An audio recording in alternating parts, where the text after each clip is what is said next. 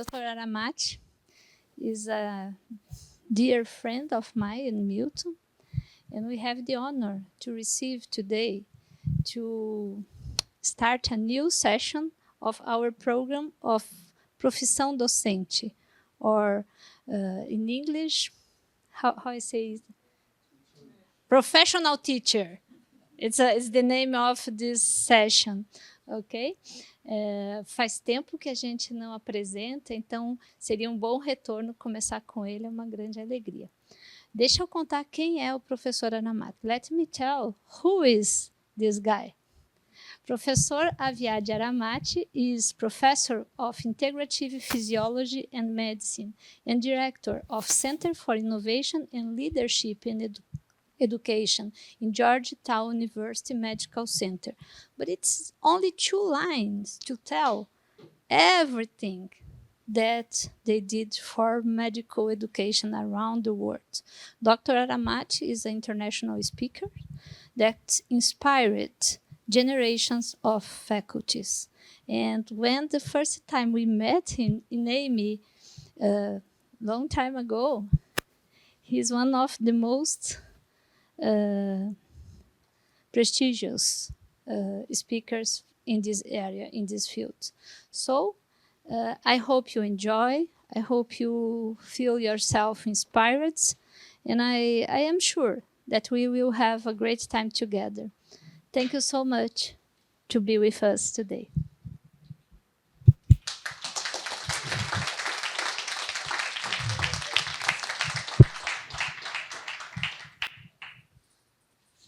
Well, thank you, dear Patricia, friend, and Milton. It's my first time to Brazil. I've been to lots of countries, but I've never been to Brazil. And I took the occasion to come because I attended a meeting in Rio last week on traditional, complementary, and integrated medicine. It was the Third World Congress. I don't know if anyone was there, but I came for that meeting and then told my friends that I'm going to be in the country, and here I am. So I came actually not to hear myself talk. I actually came to hear what your center is doing and what are the issues that you're grappling with. But I'm going to take this opportunity to share with you some thoughts about an aspect of medical education that I care a lot about. I'm going to preface this by telling you that this is an area that I never imagined in my life I would be involved in. I grew up in New York City. We're very, very quick. We have no patience. We finish your sentences before you finish them because we can't wait. And my day job is actually for 50 years to teach about kidney physiology, and I see Dr. Zatz here. But kidney physiology. So kidney physiology and mind-body medicine never go in the same sentence. You don't hear the word mindfulness and urine ever in the same sentence. But in my world, it's become that way. And so the purpose of today's talk is to tell you about 2 things. To tell you about this direction that I took to create a course in mind-body medicine for medical students and for faculty, to create a new course 2 years ago on human flourishing that's different from mind-body. And the purpose of it is really to make the learning environment better for our students and our faculty. So why would a scientist do that? That's what I want you to think about as you hear me talk. And ask yourself that, why is he doing this? And then maybe we'll begin to understand what this is all about. My ulterior motive, I'll be very frank, is I'd like to interest 1, 2, 3, 10 of you to maybe do this, to maybe get some training, to maybe decide that you can bring it to this university or to Brazil or to Latin America and really be part of this. So let me start with some disclosures. In the United States, we have to tell you all the things that we're conflicted about. I'm not conflicted. I have the honor of serving on many boards. I also have my own consulting firm, but none of these are financial conflicts of interest. This is what I'd like to do in the hour that we have, and I am going to take probably a full hour. And if you need to leave, it's okay. I don't get insulted. But it will take an hour to develop some of these ideas. I'm going to share some sobering realities about medical school in the United States, but I have a feeling it's no different here. And then I'm going to talk about the learning environment as a definition. What is the learning environment? And I will tell you that that's a whole other lecture. It's a whole other presentation. I'm only going to take pieces of the learning environment, so they'll be relevant to what I'm going to discuss. And then I want to talk about these innovative interventions to improve the environment. I don't want to lose sight of our faculty, because without the faculty, we don't have a learning environment. Let's be clear about that. And then my final piece will be that it's up to the educators in the room. And I'm assuming that all of you are educators. I'm just curious, how many of you are physicians or other health professionals? Oh, pretty much everybody. How many of you actually teach medical students? And how many of you teach in the postgraduate world? Oh, some of you do both. Okay. So this is for you. This is really aimed at you. I'm going to start with a paper that when I first read this 11 years ago, I was so concerned and angry, actually. Angry. And if you've never seen this paper before, it was published in Academic Medicine. The title is Distress Among Matriculating Medical Students Relative to the General Population. And I'll describe the study very quickly. These were 6 medical schools. And the researchers assessed the quality of life and mental health of students before they start medical school compared to the general public that's going to other post-secondary education. And then they followed them once they got into medical school. And so it's very clear here, yeah, it's okay. It's very clear that when you take a look at their quality of life and looking at these 2 bars, you'll see that the blue bars are the folks that are going to post-college, and the red bars are the folks that are going to medical school. And what you see, again, this is 6 medical schools. What you're seeing here is the overall quality of life, mental, physical, and emotional quality of life. Medical students do better. These are people that are going to be medical students. They're not medical students yet. That's where they're going to be. Compared to the general population of their peers, they're in very, very good shape. And if you take a look at their burnout scores or their depression scores, they're lower. In other words, we get very good students. They're ready, they're excited, they're enthusiastic, maybe naively so, but they are. And then within 1 year, that begins to change. And what you're seeing here are burnout scores and depression scores after in medical school now, and it's a higher prevalence. And when you take a look at this, the authors of the study concluded the following. Medical students begin medical school with better mental health indicators than age-matched college graduates. And these findings, along with many others that have been published, suggest that what? The learning environment and training process contribute to the deterioration of mental health in medical students. This is what made me angry. You know, we get wonderful students, and none of us intentionally want to make our students sick. And yet something about the training is problematic. And we should be outraged. Let me go on. I have a few more of these depressing slides. So here's my friend Bruce Newton at the University of Arkansas, who administered an empathy scale to the incoming class in Arkansas, and then followed them for 4 years. You know, we have a 4-year medical school curriculum in the United States after 4 years of an undergraduate degree. And here's his data. Yes, there's a decline in empathy. You've probably all seen this. And what you're seeing here is women score higher than men, but why are there 3 lines? The upper line of each cohort are people that are going into primary care, family medicine, internal medicine, OBGYN, pediatrics. The bottom line are students, they haven't entered yet, but they're thinking about anesthesia or surgery. So there's a big difference between the lines, and these are the average. The dotted line is the average. And as you look at this, you say, yes, there's an erosion in empathy, and this is part of being in the clinic, and it's very difficult, and there are long hours, and this happens. And I tell my basic science colleagues, my preclinical colleagues, of which I'm one, take a look what happens in the first year. This is happening on our watch. So you can't blame the clinic. Something about what we're doing is not right. And it's not just the United States. Here's a paper from the Netherlands. Burnout, depression, and anxiety in preclinical medical students. And again, what you see here is among the 433 respondents, a third of those that replied, high burnout scores, depression scores, anxiety scores. This is the Netherlands, right? A happy place. And then let me show you something that you probably all know. This is Brazil. This is Brazil. I think this is you, Patricia. Right. Okay. And so I did a quick search. What's going on in Brazil? And here, depression, anxiety in medical students in Brazil. There's more. Here, the root of the problem, identifying sources of stress in Brazilian medical students. And you develop your own stress scale and then symptoms of anxiety. In other words, here, every place, this happens. So we have to think about what is it about when we train physicians that we create this environment. We don't do this with airline pilots. It's not like they go through this process and they're completely burnt out.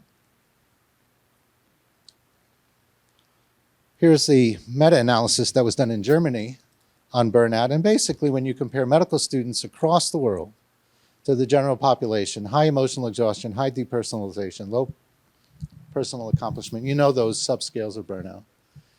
And we see this in our medical students. And I'm going to show you just one more bad piece of data. I should say depressing piece of data. And that's this. This is a paper that Lottie Derby, this is looking at 7 medical schools in the United States. And the issue here was, how likely is it that someone who's burnt out as a medical student or scored high on a burnout score is actually unprofessional in their care of patients or in their conduct in the medical school?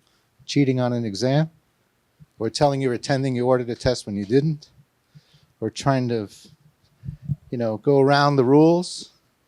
Well, the chances are pretty high, actually.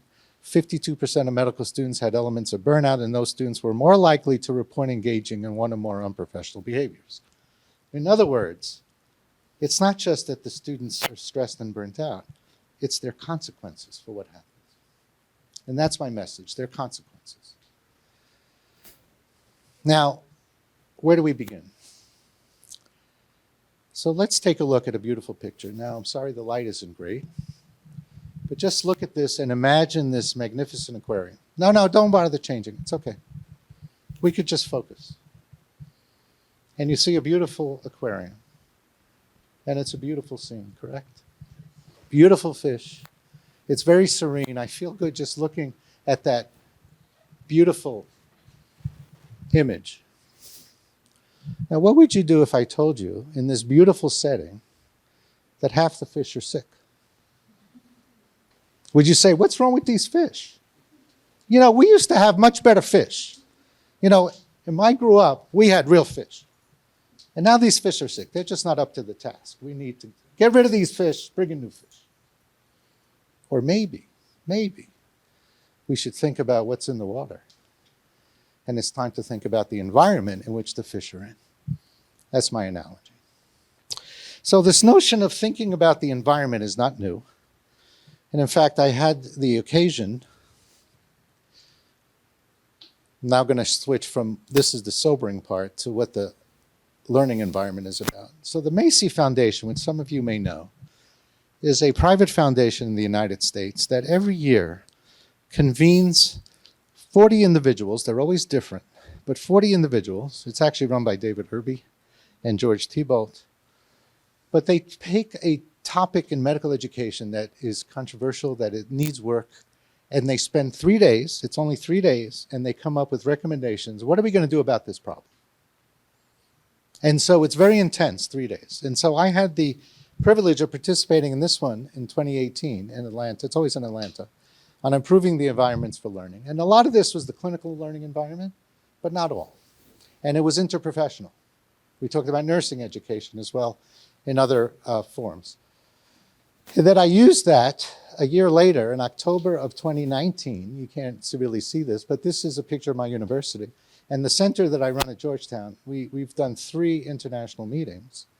And this one was about strategies to promote the well-being of health professionals in the learning environment. So I've been thinking quite a bit about what is the learning environment.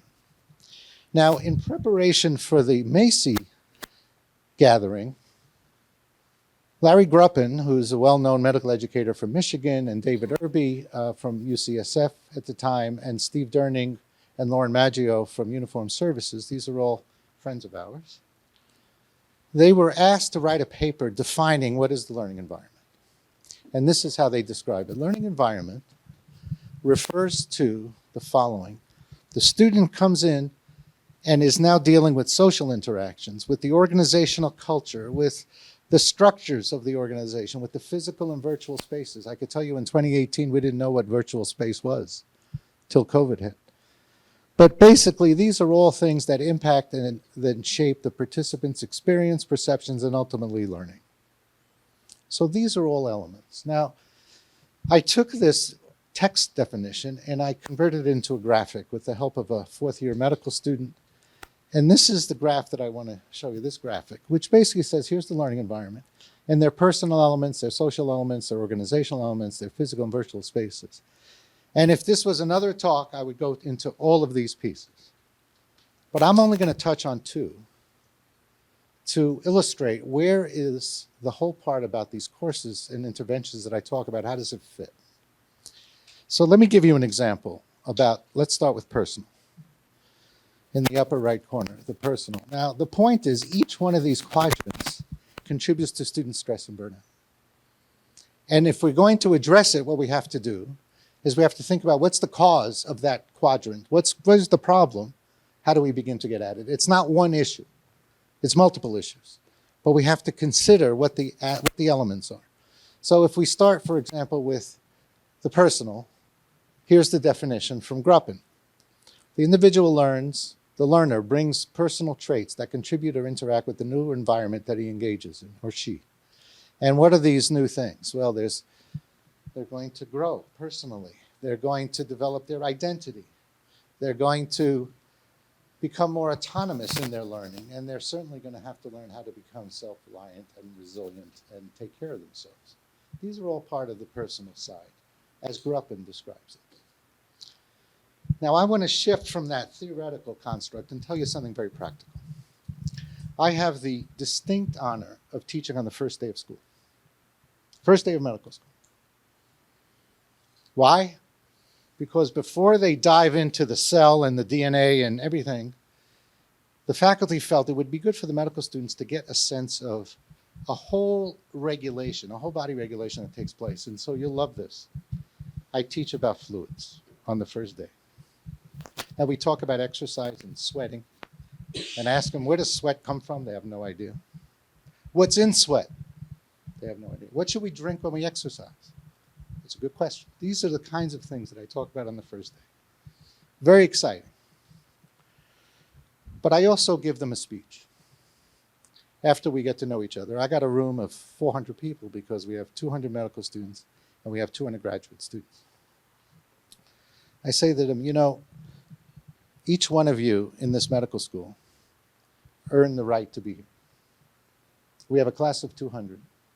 And last year we had 18,000 applications, 18,000 to Georgetown. Not because Georgetown is such a great school, but it's not a state school. So everybody from other states likes to apply to Georgetown. And it's been around since 1851, so it's quite a bit for the United States. So think about that, 18,000, there are 200 of you here. Each one of you, we are convinced, deserves to be here and will make a great physician. But I'm also going to tell you a reality. And the reality is, in 2 weeks, you're taking your first test. And I could tell you with 100% certainty that half of you are scoring below average. And you will have an existential crisis. Because you've never scored below average. You've always been at the top. And now you're in a room and you're scoring below average. You've never seen a score like this before. And you're going to question, why are you here? And you're going to say to yourself, I don't belong here. Everyone else is smarter. Right? What do we call that? What do we call that? We call that imposter syndrome. Everybody has it. And you're going to wonder what I'm here. So let me repeat what I just said 5 minutes ago, which is every single one of you belongs here. But if we look at a bell-shaped curve of the whole population, you're over here at the top 1%. But you know, even that top 1% has its own bell-shaped curve. And there's some people here that are extraordinarily smart, and there's some people here that are extraordinarily compassionate, and there's some people here that are extraordinarily skillful, and you need to figure out who you are. This is what I tell them on the first day. And I said, so yes, you're here, you're sitting, you're listening to me talk about science, but you don't need me for the science. What you need me for is to help you become a person that's going to be a professional. You're on a journey now of self-discovery. That's why you're here. That's why you're not doing this on Zoom. You're sitting in the class, and you're going to meet people that you're going to be inspired by. And you're also going to meet people that you never want to be like them. You want to learn from what not to do, too. This is your journey now for the next 4 years, and we're here to help you. This is the speech I give them. It's about becoming self-aware. And then I go back to talking about fluids. So it's interspersed. And then some students go, wow, where did that come from? Why did you say that? I said, because I want you to think about this from the first day you're here. Is you're going to have ups and you're going to have downs. And it's our job as educators to help students in that process, not just to say, you didn't do well in this exam, do better next time. No. We really need to help them through this and prepare them so that they're thinking about what are their strengths? What are they good at? And this imposter syndrome is real. Here's a study that was done in Jefferson, imposter syndrome and burnout. And the interesting thing here is imposter syndrome was experienced by 1/4 of the males and half the females, and significantly associated with burnout indices. And so the authors concluded it behooves us to reconsider facets of medical education, such as shame-based learning, right? Going on rounds and trying to catch the student that doesn't know the answer and everyone is frightened. Have to know everything? You can't know everything. So how do I actually learn without being intimidated? And teaching style and optimize the medical learning environment. That's really the lesson from this. So that was just one of these personal things, and I've got many, many others, but I want to cut to, because we're running out of time, so I want to cut to the organizational piece. Now, what's in the organizational quadrant? Well, the learner is impacted by the organizational culture and structures and policies. This is all from Gruppen, and this refers to the accreditation rules, you know, how many courses you have to take, and institutional culture. This is how we do things here. You happen to be at one of the finest universities in the entire South America, perhaps in the world. Very different place. Student has to get used to that. The curricular resources and structure. These are all important aspects. And so I want to come now to the third part of this outline, which is what can we do in the curriculum that can actually improve student life? And I'm going to break it down into two things, very simple. We could foster well-being in the learning environment by, number one, removing unnecessary extraneous stressors. You know, this seems like an obvious. Why would we have a stressor in the curriculum to begin with? Well, the answer is sometimes we plan things and we made a mistake. When we went to our new integrated curriculum, our exam schedule was completely bad. There were too many exams. There was OSCEs at the same time as there were basic science exams. There was no time to breathe. It was unnecessary. Reduce the load. You could still keep the rigor, but just be smart about timing. So that's an easy one. And can we institute helpful curricular interventions? Well, this is what I'm going to talk about. So the best example of instituting helpful curricular interventions is what Stuart Slavin did at the St. Louis University. I don't know if you know Stuart Slavin. He's a pediatrician. Well, good educators are pediatricians. And he noticed when he took on the job as curricular dean that the burnout scores, the anxiety and depression scores in his first and second year students was sky high, alarmingly so. And he was very worried. He was worried about their well-being. And so he began to institute a number of things. Changes to content, changes to contact hours, changing to the scheduling, move to a pass-fail system. I'm not sure if you have that here in this university, but certainly most of the U.S. medical schools have moved to pass-fail. Instituted more electives so students had more autonomy, and then created learning communities. But the basic thing is created more cohesion and reduced the volume while maintaining the rigor.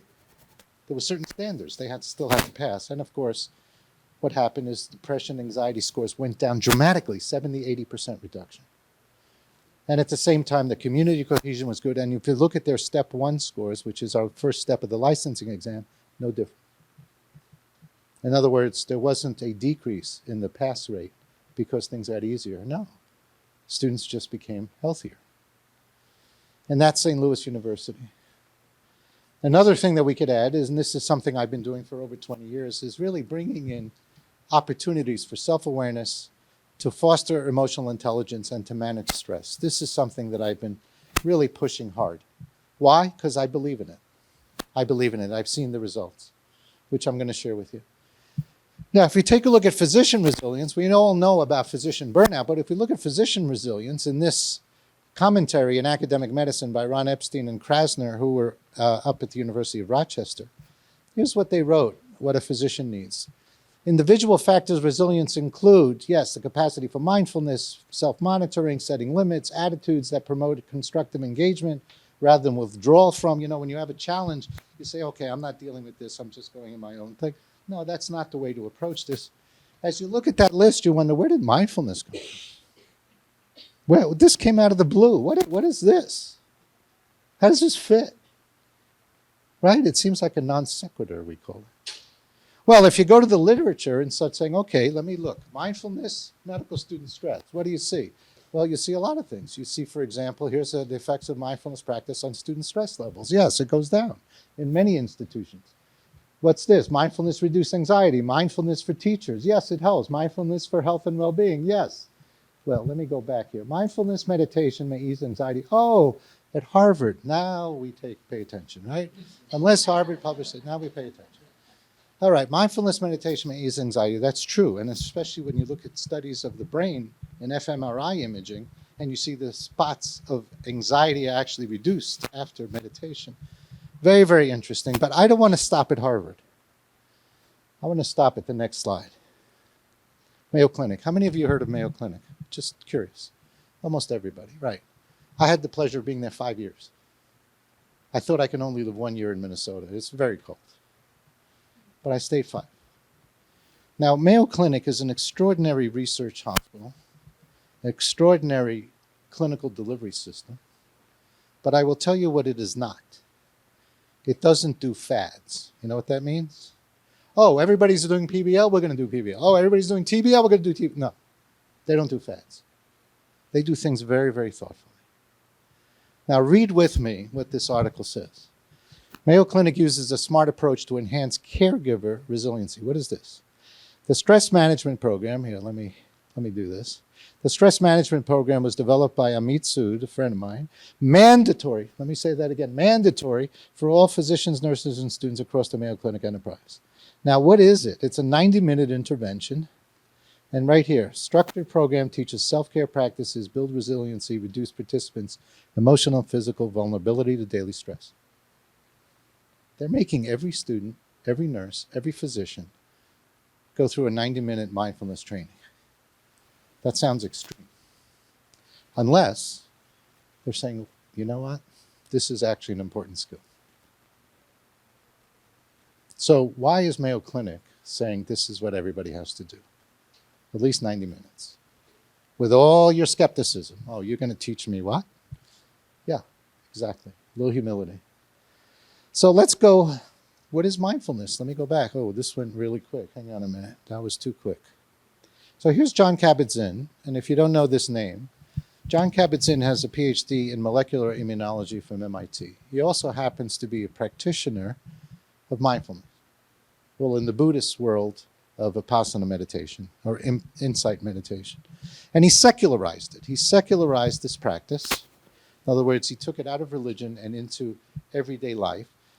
And here's how he defines mindfulness. And he started this with patients that were suffering chronic pain at the University of Massachusetts that his colleagues said, we have nothing for these patients. Maybe you can help them with mindfulness training. And that started the Mindfulness-Based Stress Reduction Clinic, MBSR.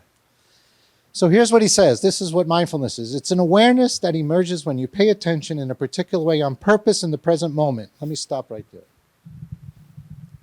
All this is is focusing in the present moment. Close your eyes. And you ask yourself as you're sitting in this seat, what am I experiencing right now? Not good, not bad. Not I like it or dislike it, just what am I experiencing at this moment? And of course, in 5 seconds, a thought pops in your head and you get distracted. Like, oh my God, what am I going to feed the kids today? Let me think about dinner. No, I'm going to put that thought away, coming back to where I am. That's all mindfulness is. I'm focusing on what I'm doing at this moment. For as long as I can, 5 seconds, 10 seconds, 30 seconds. And then there are two other words that are actually the most important, and they were the most important for me. Without judgment. Why is that without judgment so important? Because here's why. Every person in this room is an overachiever. What do I mean by that? You do things very, very well. And if you don't do it well, you don't do it. And so some will tell me right away, I can't meditate, I can't focus, it's just not for me. Or as we say in English, I suck at this. And you say, no. Do you see what it says without judgment? The point is not, am I the best meditator in the class, which is how most of my medical students come, sit around, and each one is saying to themselves, as I'm going to start this meditation class, I'm going to be the best meditator in the class. And then you have to tell them, no, that's not the goal. The goal is for you to simply, objectively look at your experience and say, what was that? Not good, bad, I'm great at it, I'm terrible at it. What was my experience?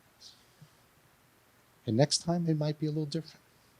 And next time I'll have 10 seconds before a thought distracts me, or 30 seconds, or maybe a minute.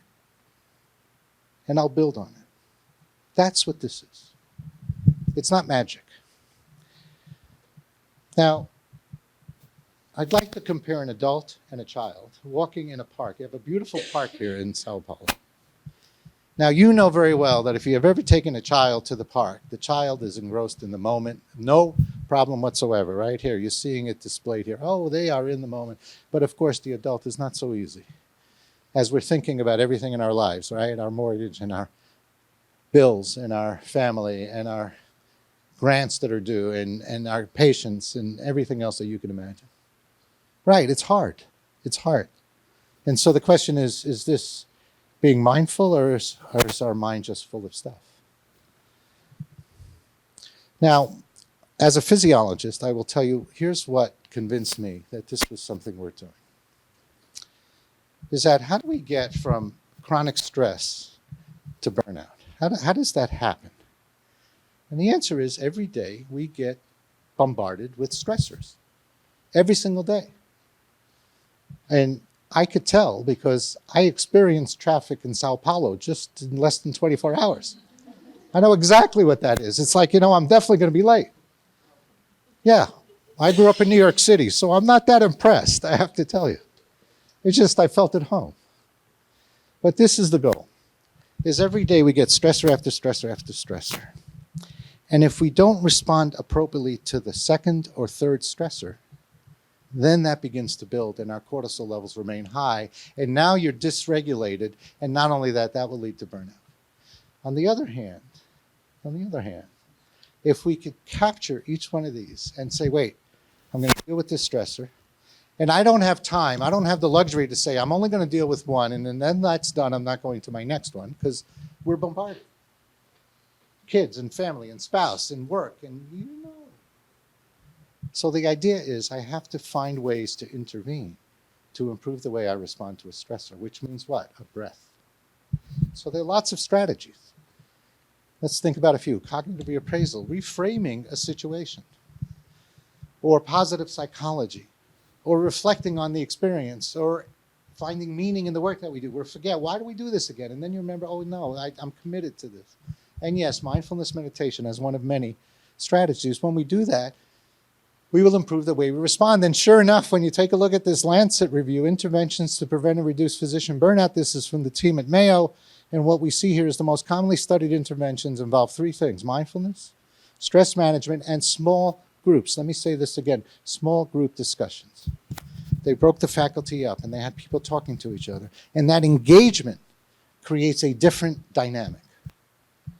And that's the story with my students. When I say to them, you're going to have an existential crisis, but when you're in a group and you start talking about, wait, I didn't do so well. Well, I didn't do so well either. Well, you know what? I'm the dumbest person in class. No, I am.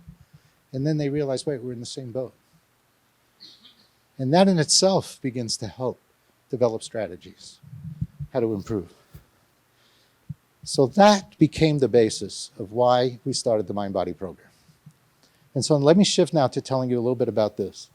The goal of this Mind-Body program was to increase student understanding of self-awareness. It wasn't enough for me to tell the students you need to become self-aware. We had to give them the tools by which to do that. And the practices that we do, like meditation and guided imagery and reflection, these are platforms for that self-awareness to emerge. And hopefully will lead to self-care. So that's what we started this. So you know when? 2002, 23 years ago, we started this course. And we offered it to only a subset of students. And said to them, this is not for everybody. And if you choose not to take it, I won't think less of you. But if you're curious, you might learn something about yourself. And so we have students in group, you can't really see this picture, but we have students in groups of 10. And it's a very different setting than this classroom. It's in a circle. There's a candle. It's not a religious object. We start the group with lighting the candle, and it becomes a focal point. So when your mind wanders, just look at the candle. Remind yourself, do you want to listen to each person? And then we do a check-in. The first hour is check-in. How are you? What did you learn about yourself in the last week that you want to tell us? Of course, we established the ground rules of no judgment, of respect. We're no fixing. There's not therapy. We're not fixing. We're listening so people could be heard. And then each week we have a different exercise. From drawings, we start with drawings. I love your clay, but this is drawings. And then we do some biofeedback and meditation, eating and walking and guided imageries and reflection. And these are all, some of these the students will react to, some they won't like, that's fine. It's a smorgasbord. It's an array of things for them to learn from. And what do we notice now studying them for 23 years? Perceived stress goes down, mindfulness goes up, empathy goes up. Exactly, the reversal that we saw before. There's lots of data. This data was first published in Medical Teacher 18 years ago. We have self-awareness and reflection. These are some of the themes that came out. The students get much more connected. And for my school, for the first 3 years, I didn't tell anybody I was doing this. Do you know why? Because the curriculum committee was said, what other schools are doing this? What are you going to do? How do you know this makes a better physician? All the reasons not to do anything, right? So I didn't tell anybody. I also had a grant. A grant is actually very good. That's like your bulletproof vest. So it's too early. We're getting data. I'll let you know in a year. I actually waited 3 before I started revealing the data. By then there was the buzz. What's going on with these groups? My first cohort had 30 students, 3 groups of 10. Then we had 40% of the medical class taken. And eventually, in 2008, so 6 years into it, this is the title that this was a double AMC publication. The Mind-Body Skills course is changing the culture of medical education at Georgetown. Why? Because every clerkship director had been through the training. They asked to. The dean had been through the training. They asked to. And the training is a 3-day retreat away. We only take 10 at a time. And you live the course you're going to then deliver. It's not a lecture. It's an experience. And we don't just do it at Georgetown. So since COVID, we do this in Cincinnati with my colleague, Sean Cotton. We call it Faculty Training of Mind Body. March will be the next one. It's already, I only take 10. We'll plan for 2026, 27 rather. And here are the schools that have already implemented this course in multiple ways. Now, in our university, we have it in the law school. At Cincinnati, you know where it is? It's in the architecture school. It's in this conservatory of music. You know, the musicians, they don't want to relax. They're like surgeons. I don't want to relax. I want to perform better. Is this going to help me be a better surgeon? I said, well, only you'll know that. But here's some tools that you might try. Right? Whole different way of looking at things. Not everything is about relaxation. It's about focusing the mind. And then you see other schools here. It's a group that's in Europe. There are none from South America, I have to tell you. even though about 3 people from Mexico went through the training. And then we did a follow-up study, this is 2017, on 112 of our graduates that now went into residency, became faculty, they're in practice. That course you took back then, did it have any impact on what you're doing now? And the answer is absolutely. The evidence suggested that mind-body training during medical school has long-term positive impact on physicians during residency and practice in terms of their self-care and how they approach patient care. So this course is really something, I have to say. And it's been, I never imagined, when I went to the training, my thinking was, I'm going to find who's going to be perfect to lead this. Because this wasn't me. And then I sat with a group of students in the first time we ran the course, and I was with a very experienced facilitator. And I'm watching the students, and I'm getting a sense of what this is. And then I read their comments when the course was over. And they used words like transformation, words like, now I know why I'm in medical school. Why? Because it focused on aspects of their personality that really need to manifest in their work, without taking away their academic drive, without saying, no, research is important, but taking care of yourself is also important. And I realized I actually had to lean into this. Because I was a basic scientist and because I was so skeptical and said, this isn't for me, I had to actually get uncomfortable and get the bells and ring the bells and start the meditation. And yes, I felt very uncomfortable, but the students didn't see that. They saw one of their longtime professors spending night, 6 to 8 in the evening, doing this with them. So that's part of leading change, is getting uncomfortable. Now, here in Brazil, you've already done this too.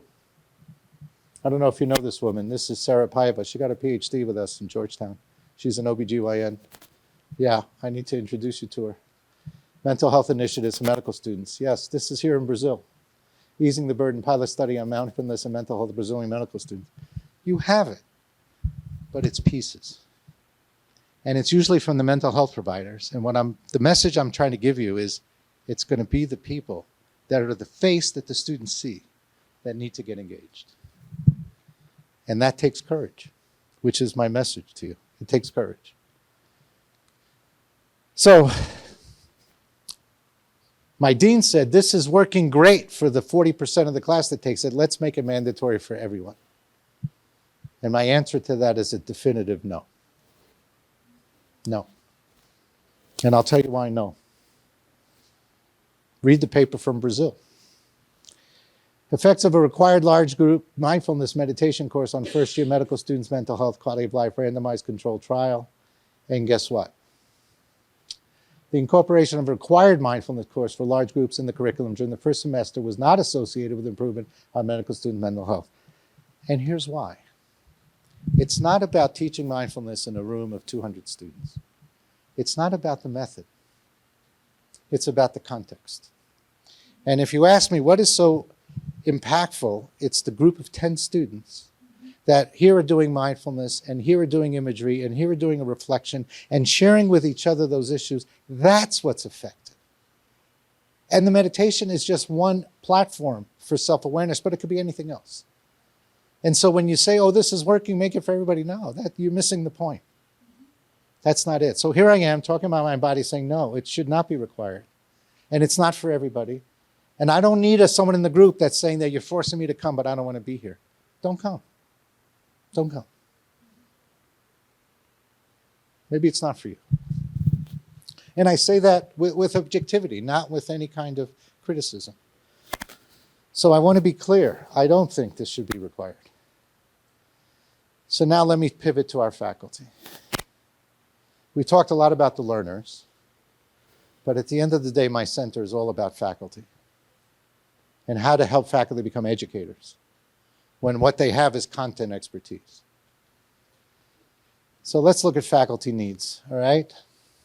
Now, this slide was made about faculty in the United States. You tell me if this applies to Brazil. How are we doing?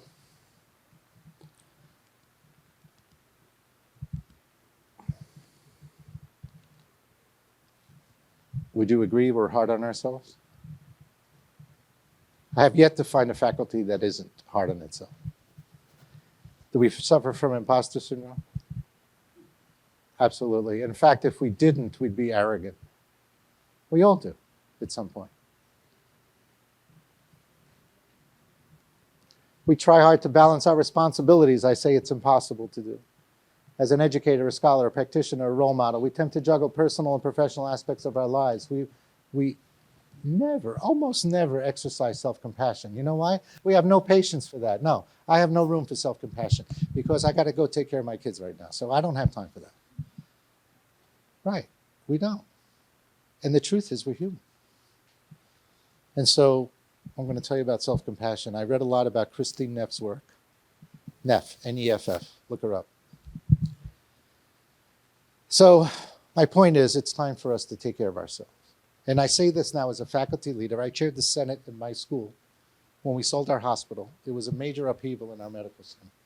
And I care a lot about faculty life because it's not easy. We're the only group, except maybe for people that manage stock funds, that are evaluated constantly. We're evaluated by our students. We're evaluated by our supervisor. We're evaluated by our peers. We get more negative rejections, papers, grants, right? I mean, you have to be resilient. You have to take it in stride. Right. The only group I think that does worse, as I said, is the stock fund managers that are basically, you can look at, like by the second, how's the stock fund doing? And you blame the manager, right? I'm losing money. It's the manager's fault. But they get paid a lot more than we do. So you can't see the slide because of the lighting, but this is a group of faculty, just like a group of students. Now these folks are facilitators. And when we run groups, we take the facilitators every 2 weeks and talk about how's it going? How are you doing? This gentleman with the tie and the white shirt is the clerkship director for medicine at the time. Now he's the residency director for medicine. And it says to me every time I see him, I don't know how I'd live without mind body. And you go, really? Why? Well, here's why. His wife is a physician, and 12 years ago they had triplets. Triplets, 3. Not twins, 3. I know. Hard to imagine. You have 2? Okay. So can you imagine 3? No. Right. Exactly. Anyhow, so a number of years ago, what we did was we did a study that we published in Academic Medicine. And the idea here was what happens to the facilitators when they facilitate groups, not what happens to the learners. I know what happens to them. The facilitators, in terms of what? Patricia, this is for you, enhancing their professional identity. Right, what happens here? And so basically, I'll tell you in a second, these were 62 facilitators that were all trained by us.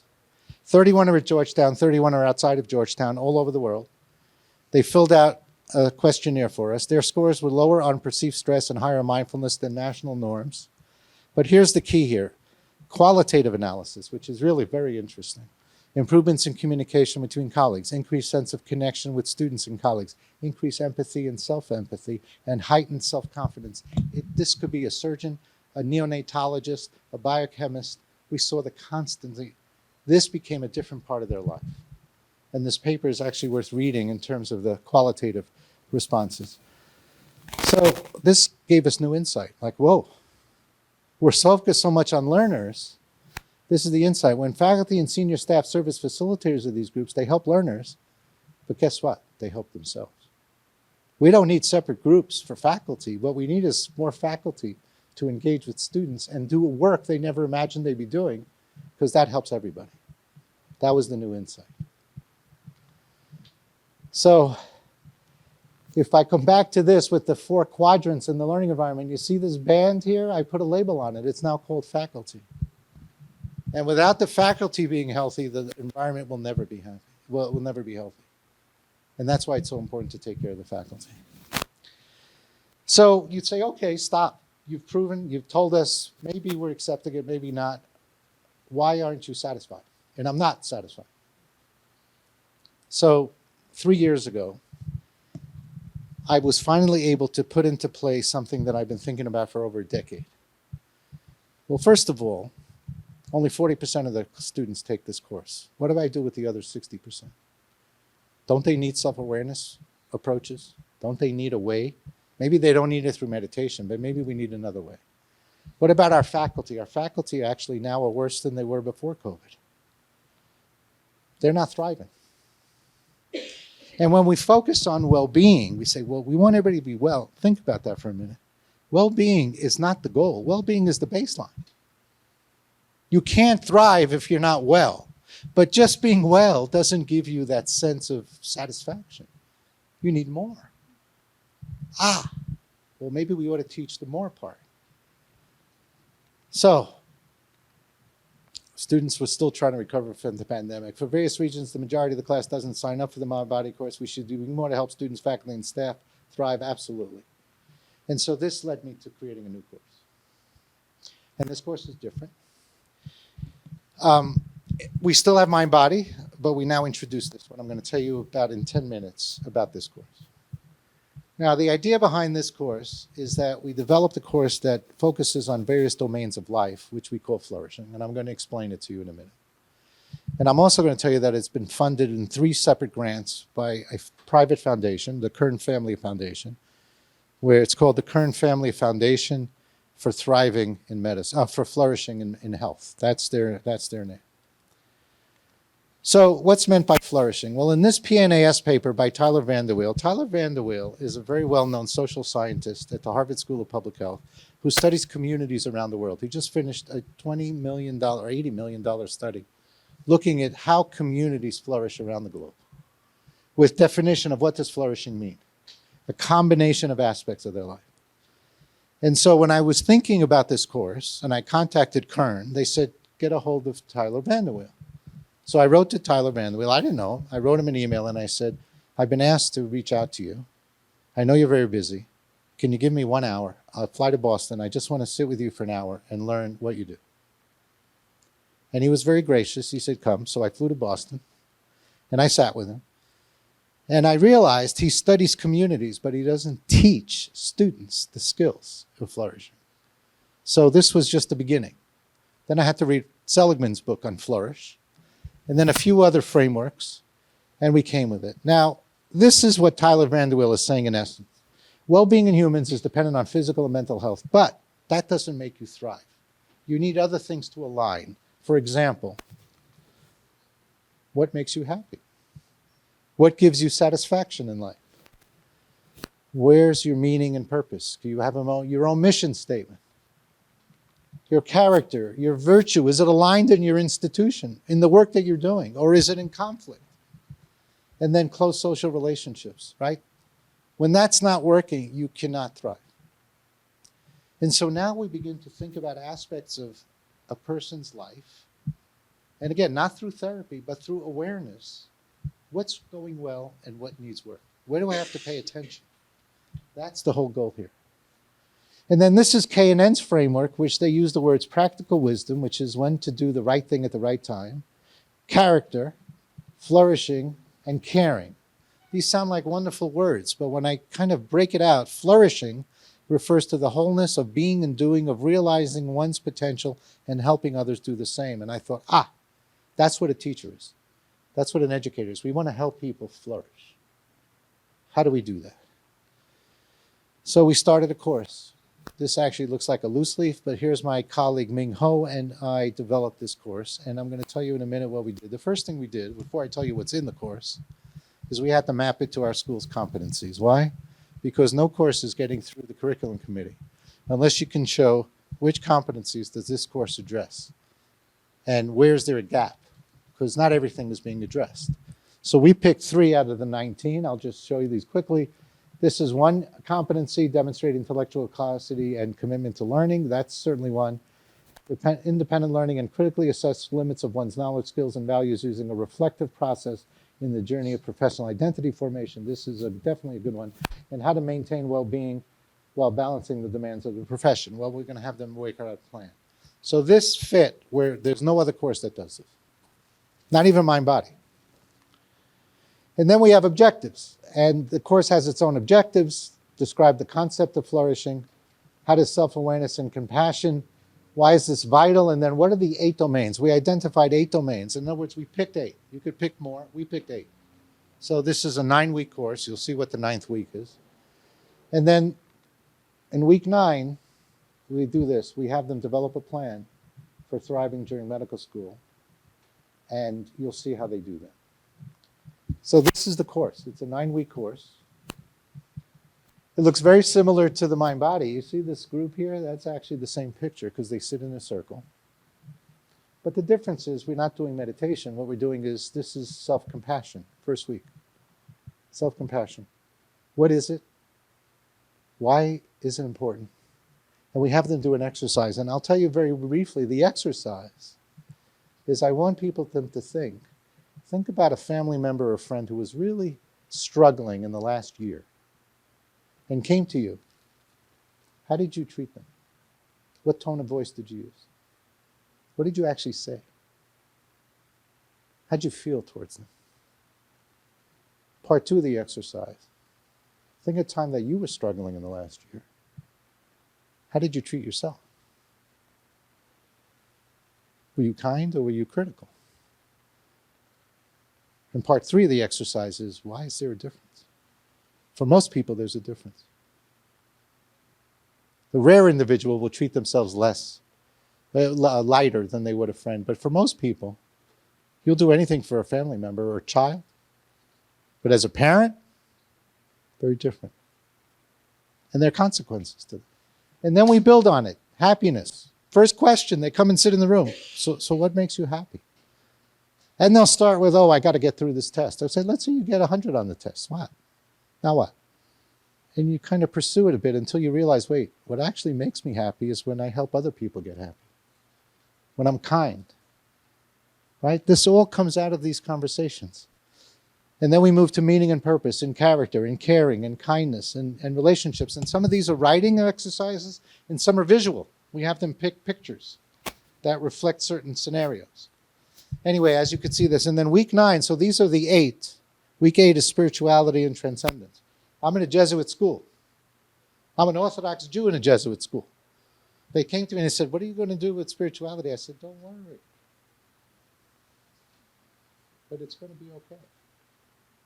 Because we're not talking religion. We're talking about life and bigger things, about purpose. And so in week 9, their job is to align these 8. Which ones are going well? Which ones need work? Which ones do I need to invest in, particularly with relationships, personal and professional? So this is the course. It's a very different course. And I'm coming near the end here. Let me just move this along. So this is how I told you how we run the course. Yes. So the implementation is, it's very recent.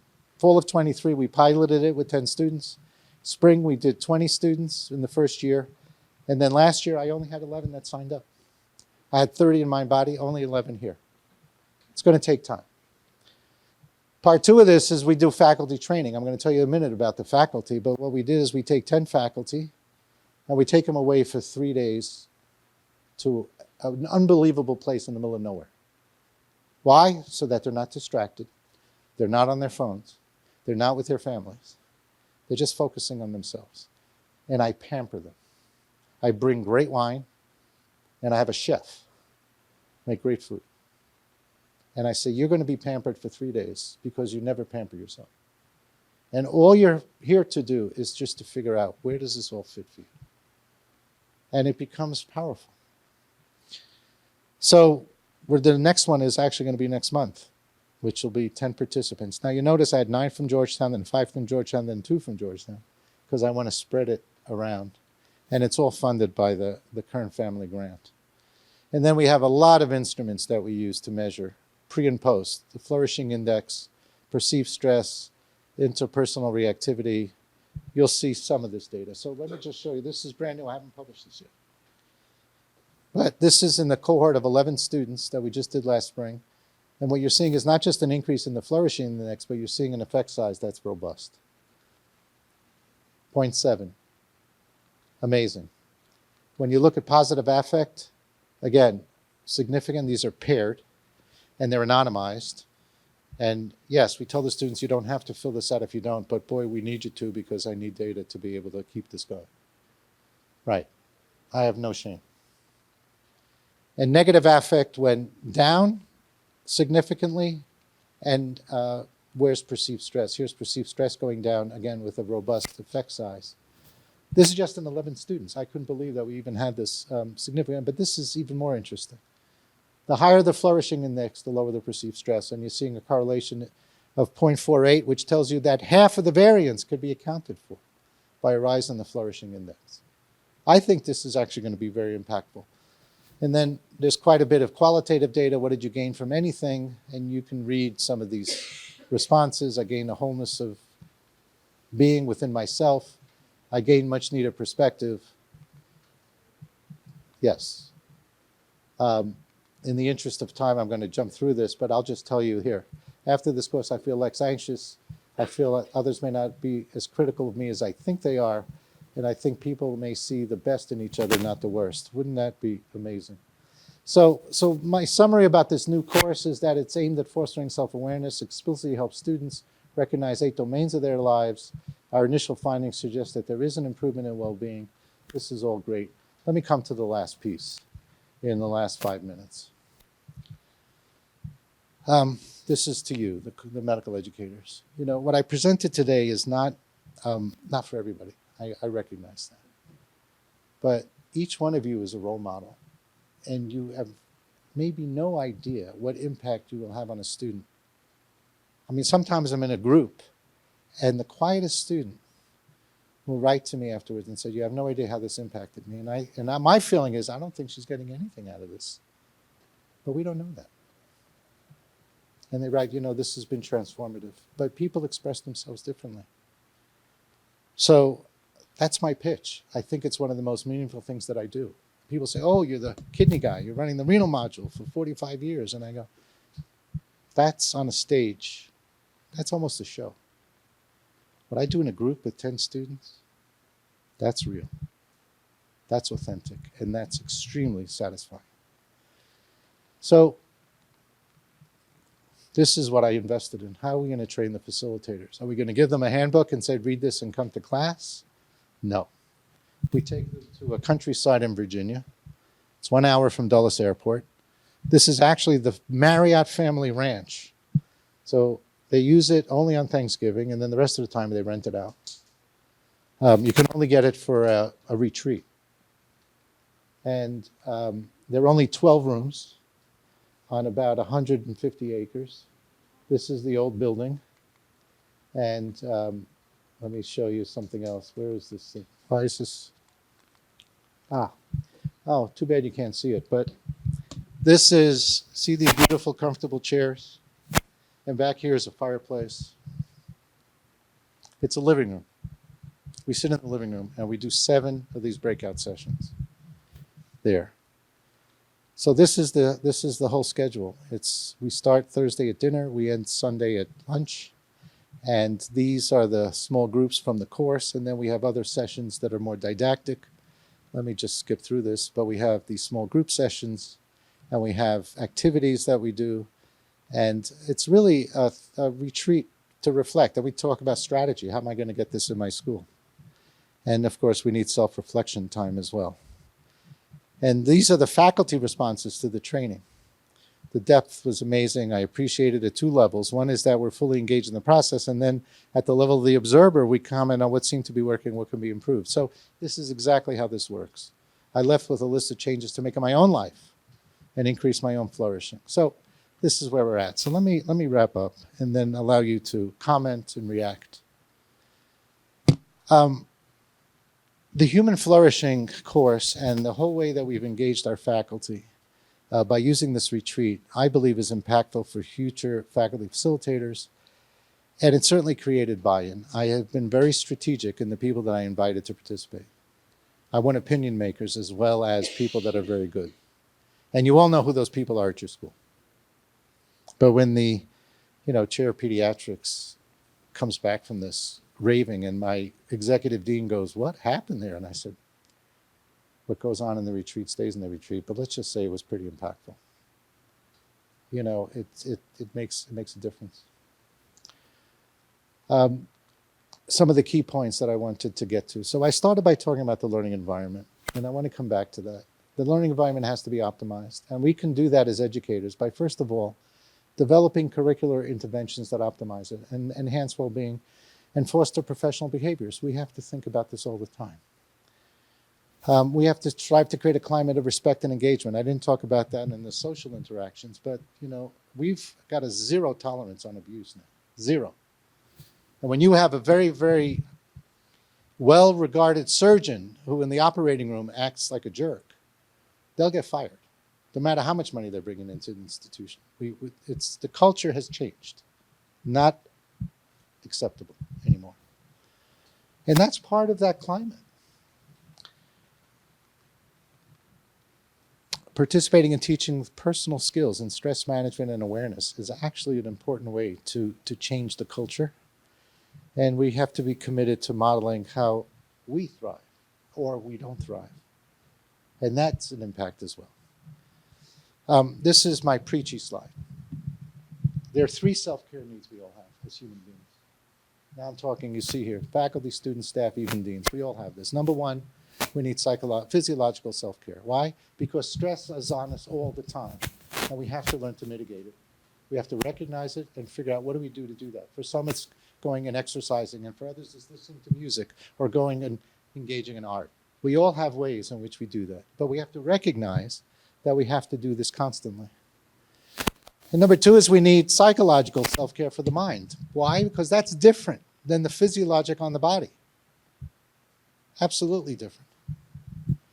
And so again, we have to recognize it and we have to do something about it.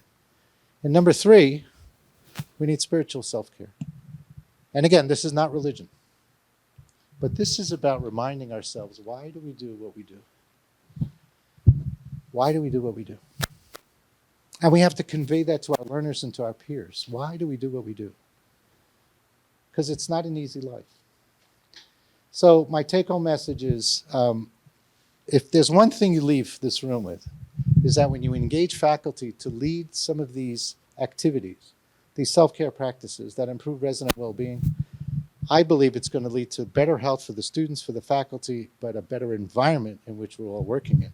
And that's really what it's about. And so it is a time to lead with courage. And I think I'm going to stop here. Let me just see. No, I think I'll stop here. That's it. Thank you. One time.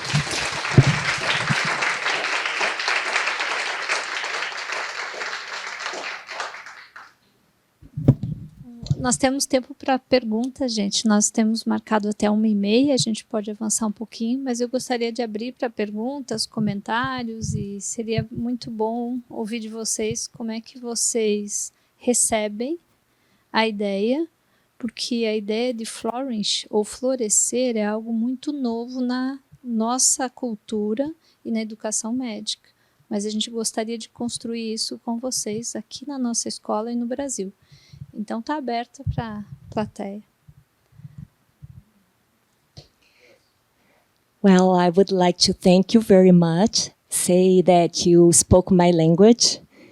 You didn't have to convince me because I am already convinced, and I really and deeply believe in what you are saying. Because, as you said, I think that at first we have to experience things.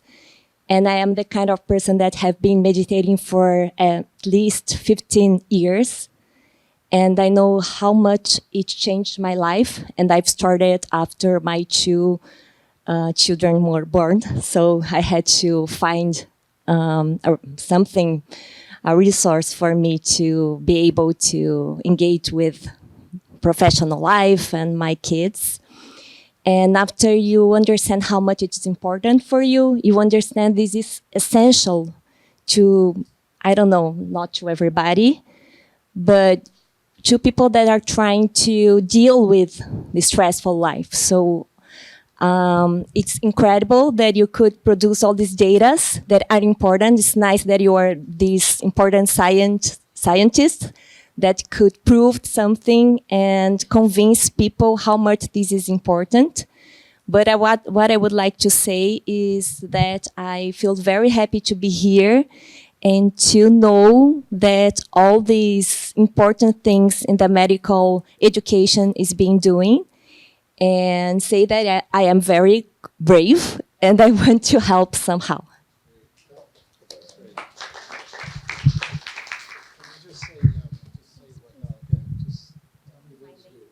Okay. Well, I am a family physician and also pediatric, but I work at the manager sector here with primary care, so taking all the medical students to the communities. Well, you have quite an opportunity. You have quite an opportunity to share that with your students. Yeah, great.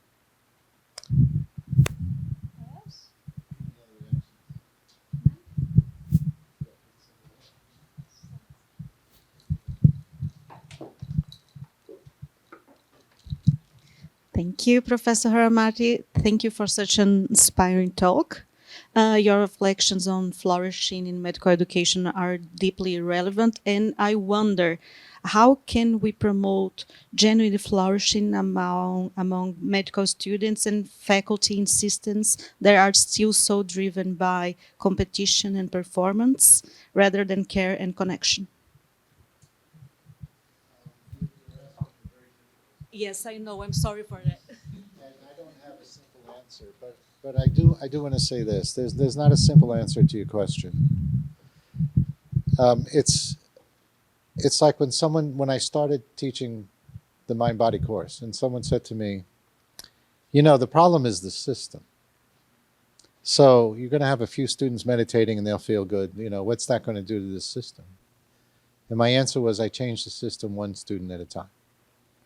And if we have enough students, then they'll change the system if they're not satisfied with the system. But we can't just give up. So we have students that are very competitive and say, no, I don't need this. And my answer to them is, okay, you don't need it. I get that. But the data suggests otherwise. So for those that are interested, I'm going to offer it. And you saw only 11 signed up last year. Now, why is that? Because they're worried about step one that starts in January. They're worried about the time commitment. Can I do this or not? They're making choices. They're paying a lot of money in my institution, and they're making their own choices. So when I saw that only 11 signed up, I said, okay. In the fall, I had 10 sign up, and then one by one, they said, before we start the class, I don't think I can do it. And then it came down to 4, and I canceled.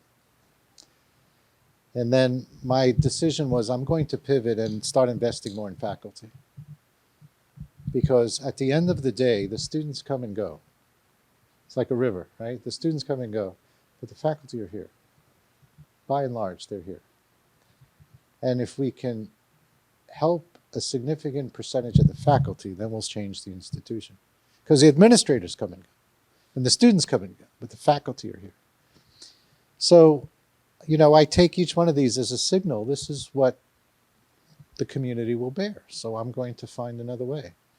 And so I'm still giving this talk. I'm pushing Flourishing because I think it's something new and it's not quite as out there as meditation. Someone says, oh, meditation's not for me. And I think this is much more direct too, Flourishing, because we're dealing with aspects of life that are real. And so the happiness part. So I'm serious. I have a group of 10 students and we're sitting and I open this session. Today we're going to talk about happiness and life satisfaction. So what makes you happy? Well, I want to get into a great residency. Okay, there's the competition. I said, great. And you get into a great residency, then what? In 50 years, you might be dead. So what are we accumulating here? How are you going to impact? I read your essay when you first came to medical school. You want to help people, you want to do this. How do you do that? And force them, I wouldn't say, engage them in a discussion that's difficult because they don't really go that deep. They're too busy trying to pass their test, that they're not thinking about the big questions. I want them to think about the big questions. You made an incredible point as we're driving here today. You said, across the street is a cemetery. Right? And you said, I look at the... Because I always said it from my postgraduate students. Well, I only heard it this morning and I'm repeating it already. Yeah. Because it made an impression. I mean, the fact is this, you don't want to be morose. You don't want to be morbid by saying, oh, life is short. But you do want to say, look, you want to be serious. Now to the students, I say it a little more differently. You're going to be $250,000 in debt when you finish here. What do you want to do with your time here? Is it just to get through and get into the residency? And then what you're chasing, you're constantly chasing. And, this is where the Dalai Lama has some real insight by saying, in this century, all we do is we chase. We're living in the forward or we're living in the past. We're not living in the moment. We don't have time for the moment. We're trying to plan. And that's the whole idea behind mindfulness is let's just stop and let's just enjoy this moment. Let's just embrace it and say, how do I do this more or better with things that matter to me? That conversation is very different. Now, yes, maybe I'll only have the choir in the room, right? The people that need to hear it aren't going to be there. I don't worry about that. I think we engage with the folks that matter, and I think it will have a ripple effect. Hope that resonates.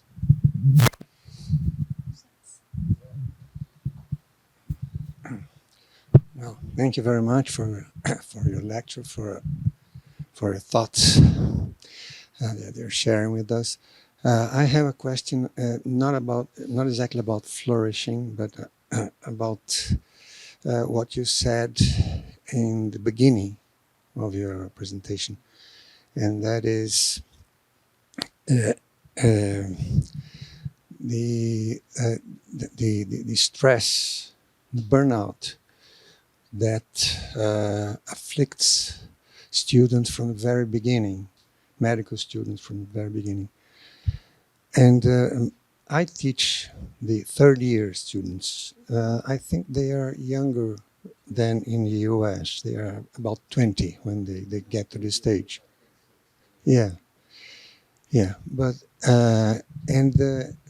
well, they say they enjoy the lectures. Okay, I want to believe that. But frequently I come to a situation in which only a third of the students are in the class.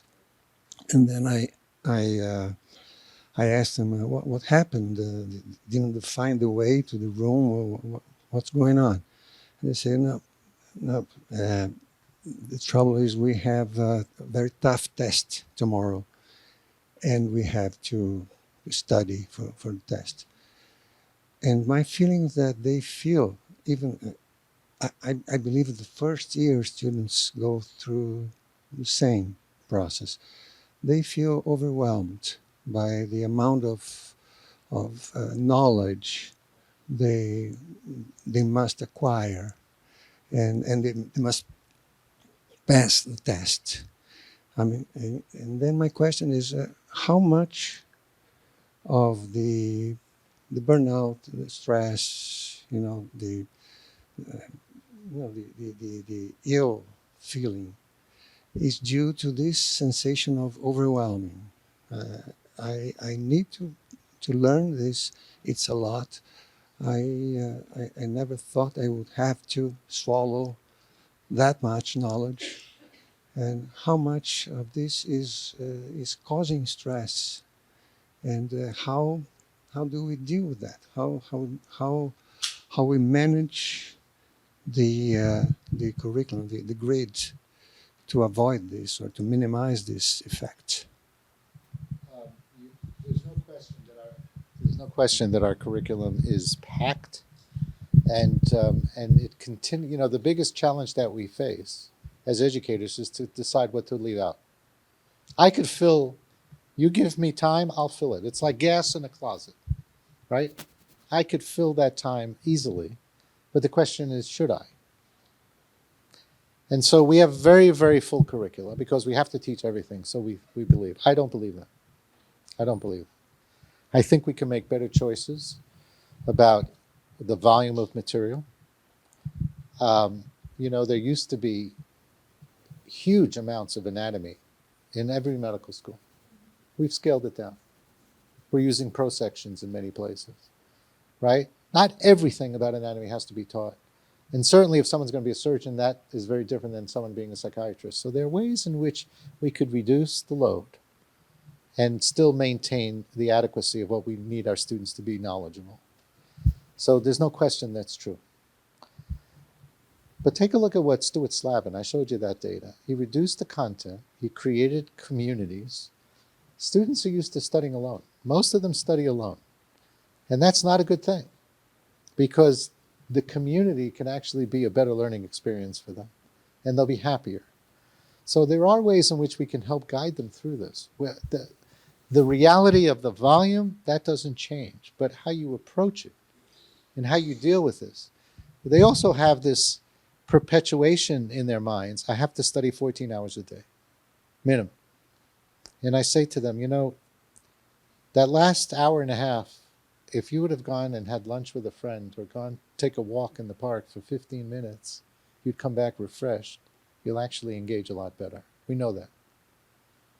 But they're not prepared. I can't do that. They need permission to say, yes, go do that. So I think we have to participate in this process by making it, giving them permission to allow themselves to enjoy life a bit while recognizing that this has to be. I had a student 2 weeks ago.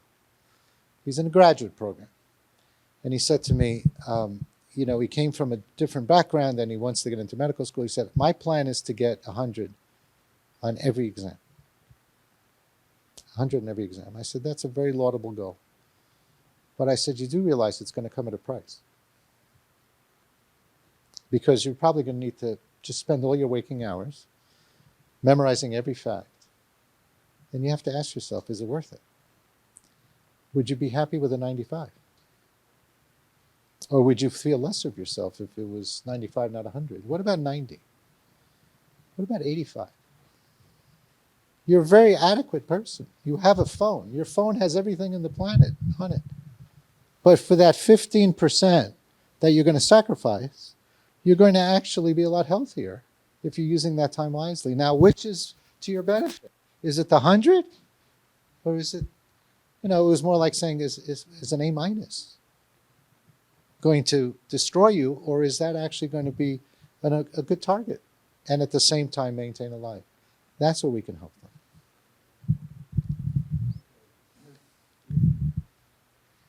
You are a kidney and fluid person. So you're talking about the excessive volume. Maybe we need a diuretic. Yeah. We'll lower our blood pressure too. I would like to ask you to Milton to close our session with your commentaries. First of all, I'm going to ask you a question, because Patricia and I have also the opportunity to talk to the medical students in the first day of the medical course. We are very happy with this responsibility. And when I look at the classroom, I see that the medical students are always very good, but they are very different. Patricia Bellotti here is the coordinator of our mentorship program. And we're very good mentors, but about only 50% of medical schools or medical students go to the mentorship sections, and where mentors stimulate reflection. So I agree with you that we must have different strategies to medical students that are very different. And so I would like to hear a comment on this. How to develop different strategies to have what we want, human flourishing of our medical students. Well, now you're getting somewhere. First of all, I agree with you that selecting mentors for students is a very difficult task. And to answer your question about, the very driven student, the competitive student, you know what? You compare them with a faculty member that would actually agree with them and saying, yes, you need to be competitive. I have an argument with an orthopedic surgeon at Georgetown all the time because he says grades are everything. Without grades, yeah. What are you going to say? Excuse me, but I want to say something that I think that is important. Now, 25 years after the beginning of the program, we have mentors that have been mentees, and it's very different the vision and um, the kind of perception of from these mentors that are have been mentees, because the selection is also very important. So the mentorship program I fully agree with, and I think it could be expanded. And you said only half the students sign up. Keep at it. Different courses will appeal to different people. What I do want to tell you about this, so we have mind, body, and we have human flourishing. I'm actually going to add a third course. And the third course is going to be a narrative medicine course, which is for people that just want to write and reflect through writing. And once we have all three, then it will be required to take one. You get to choose.